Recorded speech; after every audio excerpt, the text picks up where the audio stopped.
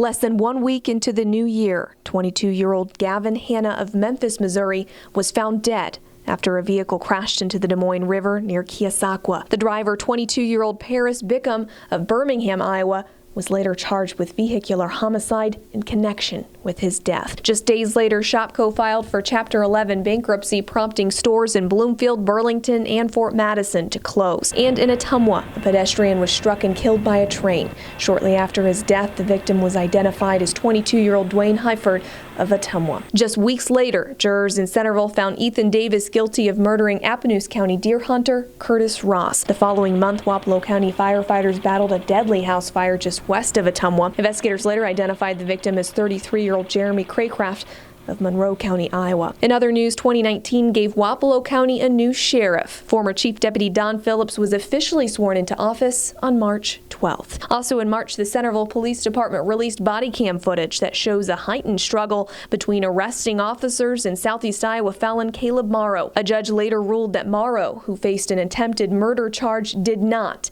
intend to kill. In May, Southeast Iowa residents were hit with several rounds of severe weather. In Van Buren County, a tornado touched down, destroying a home near Cantrell. And just days later in Ottumwa, floodwaters surrounded the Valley Village mobile home community on Rabbit Run Road, forcing residents to evacuate. On a much lighter note, Joey Chestnut dominated his competition at Ottumwa's second annual canteen eating contest. The world-famous eating champion scarfed down 28 canteens in just 10 minutes. The following month, crews broke ground at the site of Ottumwa's streetscape project. Construction along East Main was recently placed on hold for the winter. Meanwhile, an agency, David Nordick III, was charged with attempted murder in the July 2019 shooting of his father. The victim, David Nordick Jr., survived a gunshot wound to his hip. Also in July, thousands of RAGBRAI riders passed through Bloomfield en route to Fairfield. Since then, RAGBRAI organizers have resigned from the Des Moines Register and launched a competing event called Iowa's Ride.